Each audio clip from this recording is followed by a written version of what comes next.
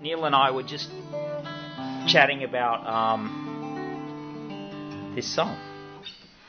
Yeah, I was trying to. Matt wanted to see if he could learn it before tonight's show. Yeah, and what I've got about 10 minutes. And the song's called I Still Can't Say Goodbye.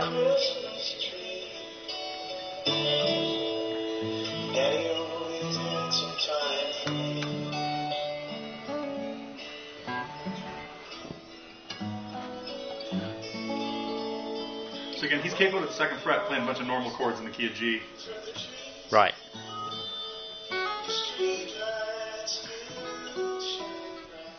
Did you bring the capo? Yes, somewhere around. But I have one here.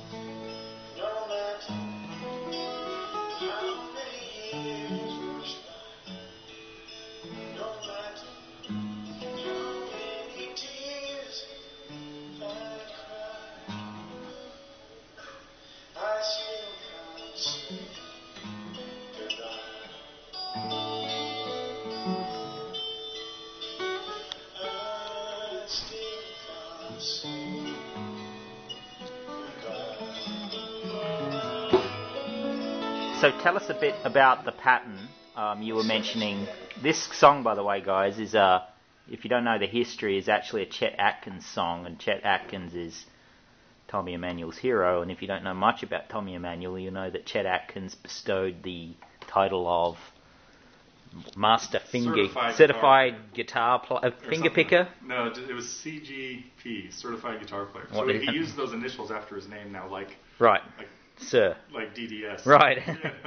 Yeah. And so that's he's one of three that ever got the thing from him directly. I'll have to look that up. So Muriel Anderson might have gotten one too, didn't she? Not directly from Chet. Oh, okay. Yeah, so Tommy got it direct. I see. So he got knighted by Chet, huh? Right. So tell us about you're saying that it's very similar to House of the Rising Sun with an extra. Do it without a capo because he's playing it in the key of G. And it's really just G chord, G to D with F sharp in the bass, C's, G's, D's, and C's more or less. And when I say the picking though, it's just a 4-note arpeggio.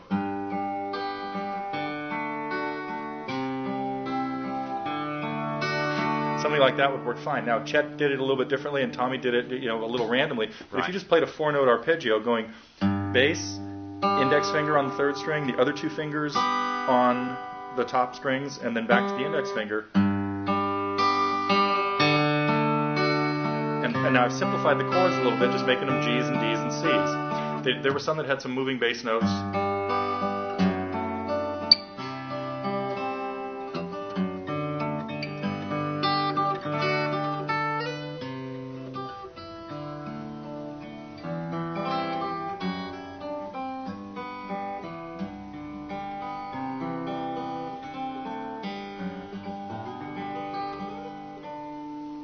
Something like that. Let me, because I'm really probably going to struggle. So you're saying D, but I need to do something.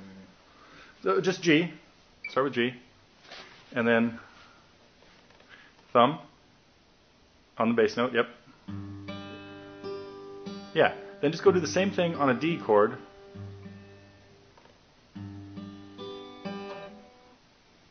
And the bass note for D would be the fourth string. So your thumb needed to hit the fourth string there, right? And then, again, end with your index finger, though.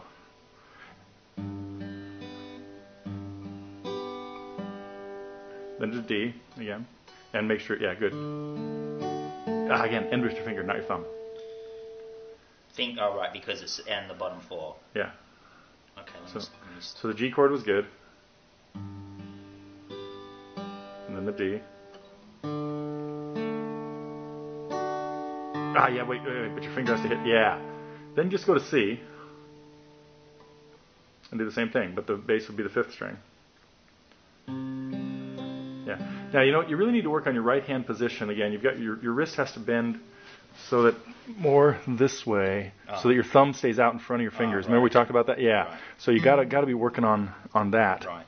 Yeah, and not let this happen. See okay? What happens when I don't pick it up for a week? Okay, so keep your thumb out in front of your fingers. That's better, yeah. And then when it goes to D, now your whole hand could be a little bit lower too. Yeah. Good. That's much better. And then I think back to D again. I'd have to go hear it again. Then back to G. And then it's D again. Yeah, bass for the D. So yeah. Now something different happened here. It may have been an E minor or a B minor. I'd have to go back and listen to it again. I can't remember. Yeah, it may have been something like that. And then back to and then to C is what would have happened. Yeah. And then the third line must be the same as the first, probably. G, D, C.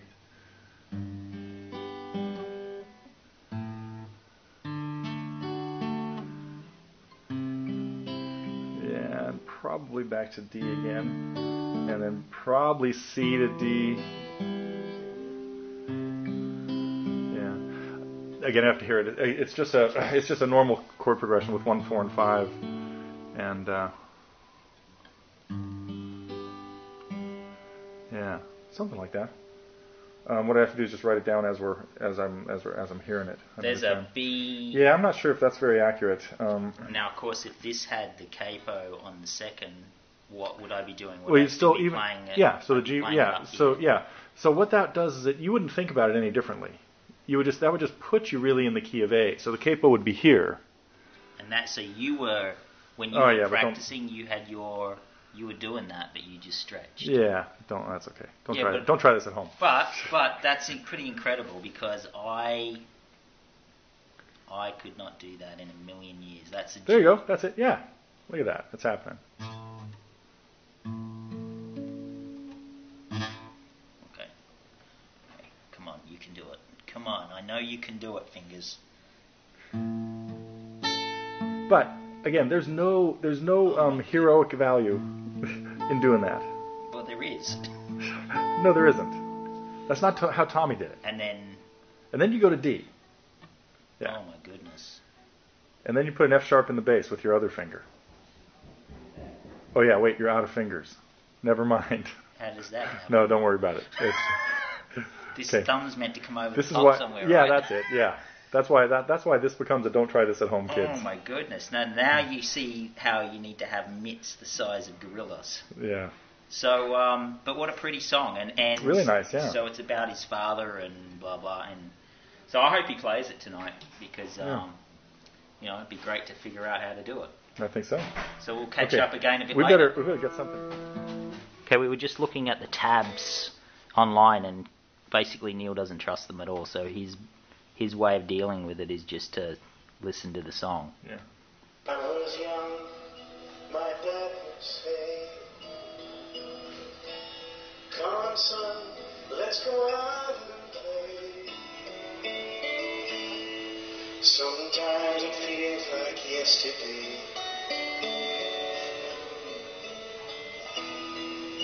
Then I'd climb up the closet shelf. When I was all by myself, I'd grab his hat and I'd fix the bread, pretending I was him. No matter how hard I try, no matter This kind of bridge. This is D. how many years roll by. No matter how many tears I cry, I still can't say goodbye. Yeah, so they missed a few things in that, because He does a thing like it's almost Romeo and Juliet with this roll down or whatever you call that thing. Yeah. What do you call that? It's just a little scale run. It's really just a fill. A fill. Yeah. Okay. You have to fill in there. It's those little things that just give the song that texture and depth that.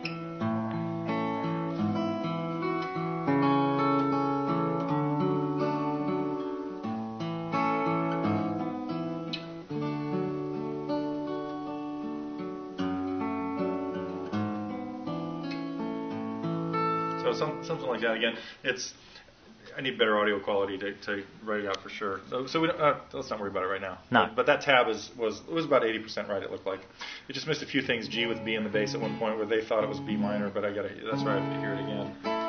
And what was the other thing in there? And then in that bridge, it's D. C.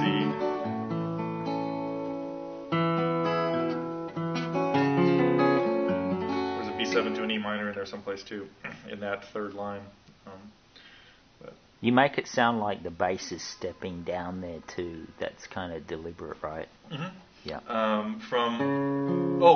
Because a lot of times the D is done with F sharp in the bass, so he's doing this rather than going from a G chord to a regular D. So it's using F sharp as the bass. It just has that extra little bit of zing, yeah. Okay. So those Ds are played like that, and then sometimes he does the same with D7.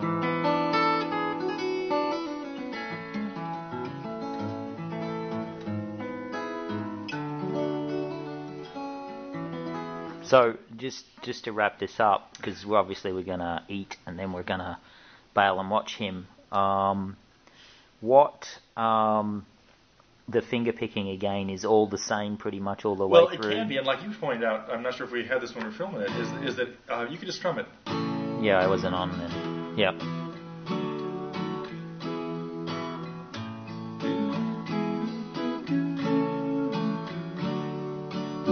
So it really is just a campfire song, you know, and you can take any song and make a nice finger picking accompaniment to it and add to it. Yesterday could have been.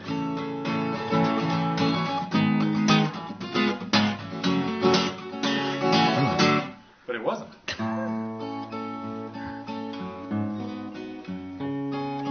Yep.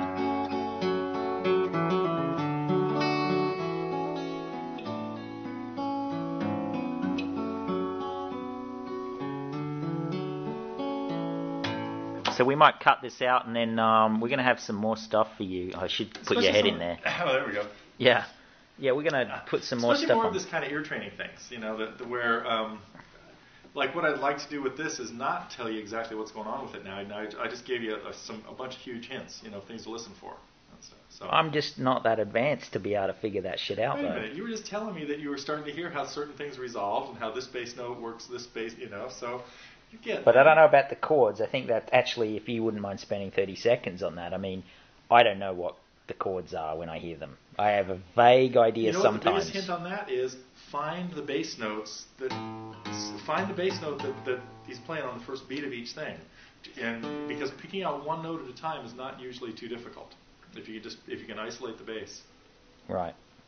That can. It also helps to play a little bit every day, which I'm still not doing. Yeah. But I'm getting there. So, all right. So let's hook this up again tomorrow morning because we've got some interesting stuff happening. I won't tell you about that until then. We might get some cool stuff happening tonight.